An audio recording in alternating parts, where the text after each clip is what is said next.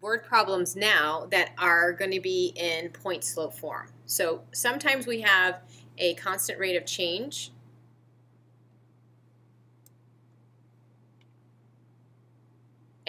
or speed, and then we are given not an initial value, but rather some point, a point in there. So we will be working with our point slope form, which is y minus y1 equals m times x minus x1, which we've worked with already in our a previous week, where we're replacing our y1, our x1, and our m. But we need to determine what those things are. So let's take a look at our first problem. Here we have Marty is spending money at the average rate of $3 per day. After 14 days, he has $68 left. The amount left depends on the number of days that have passed. So we have two different things. We have the amount of money that depends on the number of days. So that tells us that our rate of which ones are going to be x and which are going to be y. The y depends on the x. So our independent variable is going to be the number of days.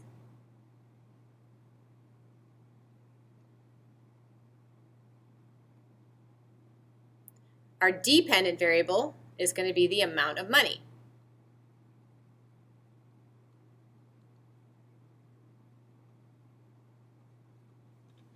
It's the amount of money Marty has. So what we know from our information, we have a rate of $3 per day. And when we look at it, he's spending the money. So is his money going to go up or down? We think about that, it's going to be a negative change. So it's going to be minus $3 from his account, or the amount of money he has every day. We don't have a y-intercept. We don't know how much money he started with, so we're going to cross that part out. But we do know that after 14 days, at day number 14, he has $68 left. So we have 1 point for our x and our y, and we'll call it x1 and y1. Because our number of days is x, that's going to be 14. Our amount of money is y, that's going to be $68. And we don't have a second point. So we're just going to cross that out. So we're only using the things that apply. So we have a slope, m, is negative 3. We also know that our x1, y1 is 14 and 68. So we're going to write an equation from here. So writing our equation, y minus y1 equals m times x minus x1. So we said that m is going to be minus 3. And then we have the point 1468. So I'm going to take and substitute in for each of these items inside of here. So I've got y minus, our y value is 68, equals, our rate is negative 3, and x minus, we have 14. We don't need to change the signs on either one of these because we don't have any double negatives, so we're just going to leave it just like that. Now, we're going to use the equation to find the amount of money that he began with. So we're looking for, if we were putting this into y equals mx plus b form, we're looking for whatever b would be. So we're going to take our equation and rewrite it into y equals mx plus b form. So I have y minus 68 equals negative 3, oops, that's not a very good negative 3, times x minus 14. We need to get it from this to that. So we're trying to get y all by itself over here and get everything else to the other side. But we need to start off, first of all, and think about our order of operations, PEMDAS, and work with taking care of our parentheses first, which are right here. We take care of our parentheses by using distributive properties. So we're going to multiply everything on the inside times what's on the outside, because whenever you have parentheses and something sitting next to it, it means that we are going to be multiplying. So let's rewrite our equation now that I'm going to multiply through. So I still have y minus 68 on the left side. I'm going to multiply negative 3 times x, that gives me negative 3x, and I'm going to multiply negative 3 times negative 14. So I did that quick multiplying real quick. So y minus 68 is equal to negative 3x.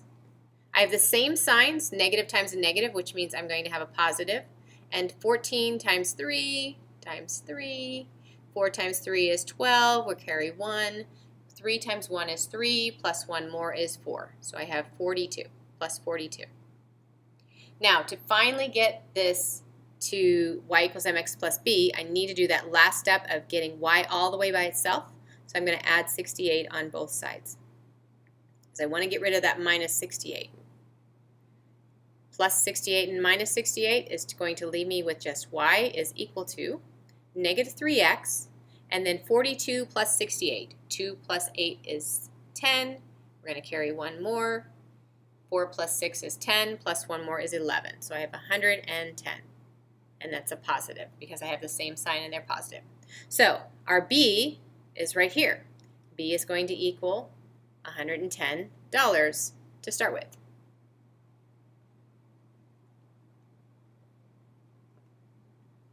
That's how much he began with. So there's your answer for part B of this problem.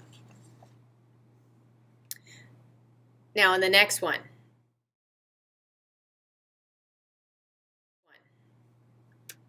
Diane knows a phone call to a friend costs 25 cents for the first 3 minutes and 10 cents for each additional minute. And the number of minutes you call and the cost of the call are related to each other. So I always like to make time our x. So we can say time, or we can just call that number of minutes. That would be even better. Number of minutes. It's going to barely fit. Okay, that's our number of minutes. That's our x value. Our y value is going to be the cost. We can say cost of call. And that's going to be measured in cents. So I'm going to put this in cents.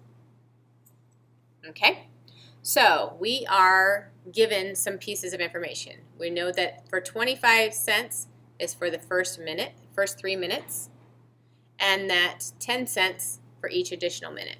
So we have a rate or a slope of positive 10. We don't know how much it's going to cost as our y-intercept, so I'm going to X that part out. Then we have one point that we know that at 3 minutes is 25 cents. So our x1, y1 is going to be 3 and 25. So I don't need a second point. I don't have a second point. Even if I wanted one, I don't have one at all, unless I calculated it. So we're starting with m, a slope of 10, and a point of 325. So let me write this down. M is equal to 10, and we have an ordered pair of 325 for our x1 and y1. We're going to write this in point slope form. So y minus y1 equals m times x minus x1. You don't have to write it every time. I'm just writing it so that you guys can continue to see it and helps you remember it. So let's go ahead and substitute in for our y1, our x1, and our m. So y minus y1 is 25 equals our rate m is 10. 10 times x minus x1 is 3. So there's my equation. That's modeling the situation. Now we're going to use this equation to find how much does it cost for a 30-minute call.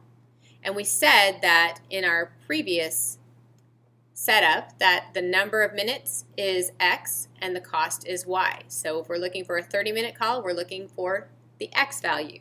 So the simple thing about it being in this form is that we can go ahead and just substitute in for our value of x. So I'm going to take out x and replace it with the number 30. So y minus 25 is equal to 10 times 30 minus 3. So it's pretty much everything's going to happen on the right side until we get everything simplified, and then we'll deal with our left side. So y minus 25 is equal to 10 times 30 minus 3 is 27. Then y minus 25 is equal to 10 times 27 is 270. Then to finish solving for y, we're going to add 25 on both sides. So y is going to equal 295, and this is cents. But let's go ahead and make this into actual dollar amounts because we don't really usually talk about 295 cents. So the phone call, a 30-minute phone call,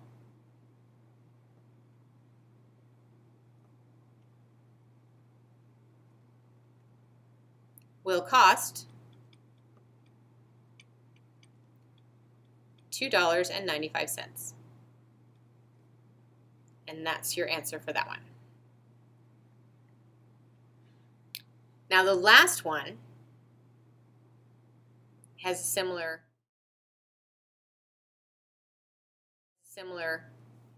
type of situation where you're going to be finding something else, like how many days or whatever. Now, Julio plans a diet to gain, he wants to gain 0.2 kilograms a day. That's the rate he wants to gain at. After 14 days, he weighs 40 kilograms. And the number of days he diets and his weight are related. So I like to always make the time our x value. So this is going to be our number of days.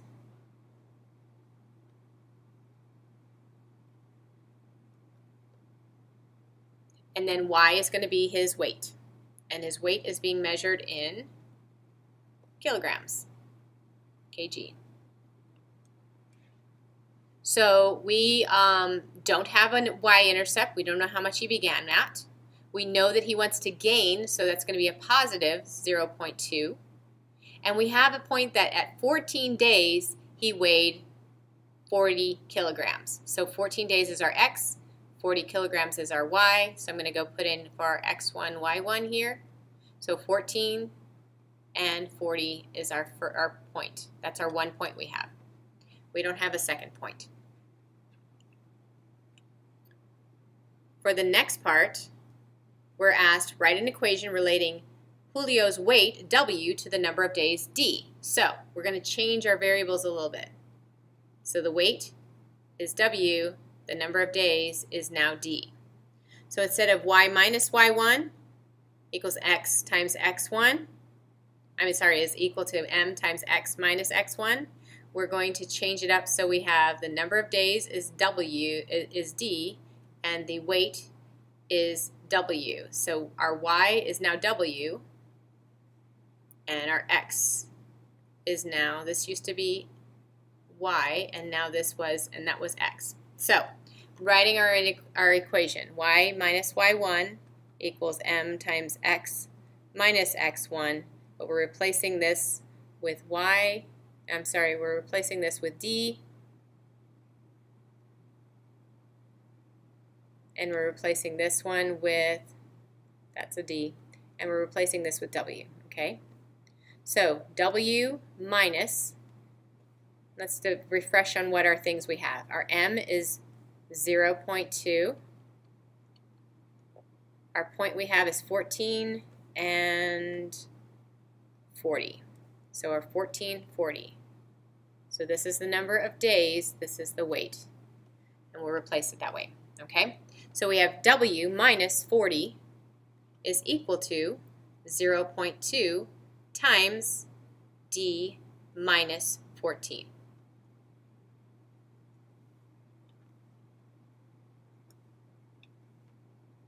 So that's our equation, replacing our y and our x. Now it asks, how long will it take Julio to reach his goal weight of 50 kilograms? So 50 kilograms is the weight he wants to get to, so we're going to put that in.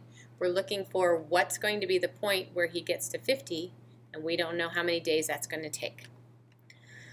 So we're going to take our equation, y minus 40 equals 0.2 times D minus 14, and we're going to replace the W with 50. So 50 minus 40 is equal to 0.2 times D minus 14. We're trying to figure out what D is. How many days? So we're going to simplify everything on this side, and then we'll work with their other stuff on the other side. So 50 minus 40, that's going to give us 10, is equal to 0.2 D, the quantity D minus 14. Now there's a couple ways we can do this. We can either just divide everything by 0.2 and then do our subtraction, or we can distribute this in. I'm going to show you the way we're going to divide. So I'm going to divide this side by 0.2, divide this side by 0.2. 10 divided by 0.2. If you use your calculator, it goes a little faster, but I'm going to go ahead and do this the short way. And I've got 2 goes into 10 5 times, leaving me with 0, bring down 0, and I've got 0. So 10 divided by 0.2 is 50, is equal to D minus 14. I can add 14 on both sides. And D is going to equal 64. So he's going to be, Julio will weigh 50 kilograms in 64 days. So let me show you the other way to deal with this, which I said was if we took this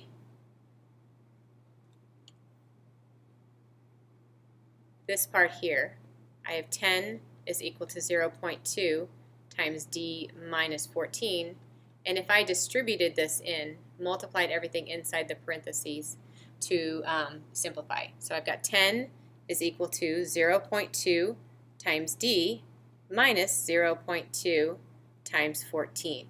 Notice I brought down the minus sign, the negative sign there. So 10 is equal to 0.2 D negative 0.2 times 14 is going to give me negative 2.8. Then my D, in order to get it by itself, I need to add 2.8 on both sides because I want to undo my multiplying and dividing. We're working with our PEMDAS backwards again. I'm sorry, I need to undo our adding and subtracting. So I'm going to add 2.8 on both sides.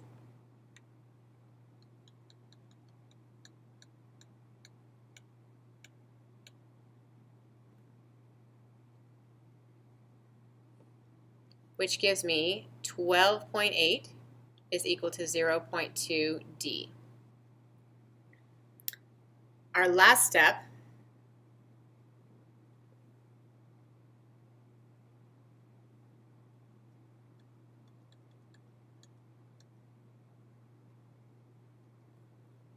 is that we want to now divide by 0.2 on both sides. With the calculator, it goes a little faster, but then D is going to equal 64 days. So we came up with the same answer, just used 2 different methods.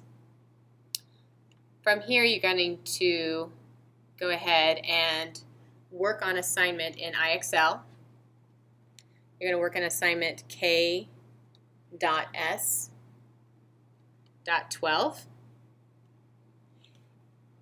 Work on this today and tomorrow as well, so Thursday, Friday. If you finish this and you still need to finish assignment K.S.10,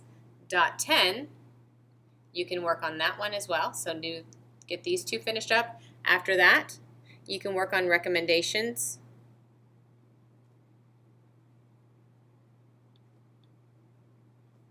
In diagnostic, or you can work on past assignments. So you've got a couple from last week and a couple from the week before in iExcel. Those are all going to be found in your Google Classroom. So if you have questions, that's where you look. You can get a hold of me through my Google Voice number, through Remind, or also through your email. So you can email me, which you can find that, or you've contacted me through Google Classroom. That's a great place to go. So Google Classroom is where you want to get started.